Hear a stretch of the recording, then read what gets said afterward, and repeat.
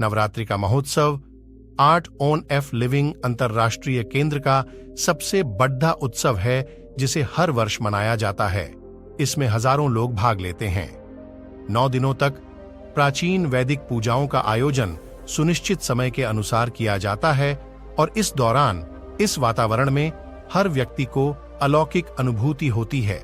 Art on F living अंतर्राष्ट्रीय केंद्र की वेद अगमा संस्कृत महापाठशाला के प्रिंसिपल होने के नाते श्री एएस जात सुंदर मूर्ति शिवम पर बहुत कुछ निर्भर है, क्योंकि ये ही इन पूजाओं के मुख्य पंडित हैं। आप पंडितों के परिवार से आए हैं और अभी तक 1005 कुंभाभिषेकन और 2100 से ज्यादा चंडी होमा का आयोजन पूरे विश्व में कर चुके हैं। ये आर्ट ओएनएफ लिविंग अंतर्राष्ट्रीय केंद्र में सन 1994 से नवरात्रि यज्ञों का आयोजन कर रहे हैं। प्रस्तुत हैं कुछ प्रश्नों के गहन उत्तर खुद मुख्य पंडित जी के शब्दों में। Art on F living Navratra की पृष्ठभूमि क्या है? नवरात्रि के 2 मुख्य प्रकार होते हैं।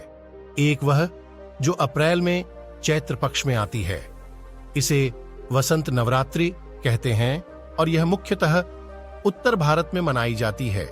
दक्षिण भारत में शरण नवरात्रि मनाई जाती है जो सितंबर अक्टूबर के महीने में अश्विजा पक्ष में आती है।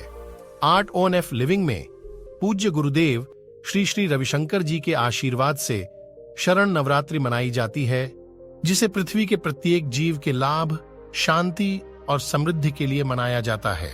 दिव्य आशीर्वाद का आह्वान किया जाता है, जिससे सभी लोगों में ज्ञान और निम्नलिखित 3 शक्तियों का उदय होता है। इच्छा शक्ति, आत्मबल, क्रिया शक्ति, सही कर्म करने की शक्ति, ज्ञान शक्ति, सही कर्म का ज्ञान। हम देखते हैं कि पूजा मंडप में सभी कुछ निर्धारित समय पर ही होता है। नवरात्रि में समय का क्या महत्व है?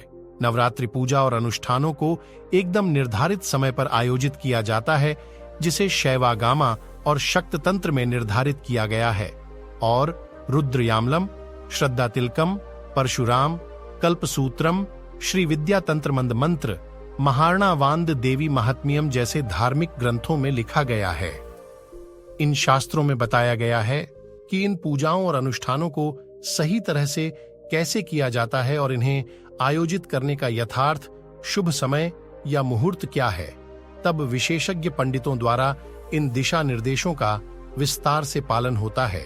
हमारे गुरुकुल के सभी छात्रों को इस समय अनुशासन में जोरदार ट्रेनिंग दी जाती है। वे पहले वरिष्ठ विशेषज्ञ पंडितों के साथ सीखते हैं ताकि सही समय पर सभी अनुष्ठान संपन्न हो जाए। नवरात्रि के दौरान संकल्प का क्या महत्व है? किसी भी पूजा के लिए प्रतिबद्धता आवश्यक है।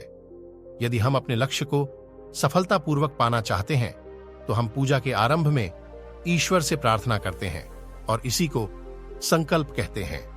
जब आश्रम में इतने विशाल स्तर का यज्ञ आयोजित हो रहा है, तब संकल्प लेने से हमारे ऊपर भी और समस्त संसार में भी ईश्वरीय कृपा बरसती है, मन शुद्ध होता है और हमारे मन में स्पष्टता आती है।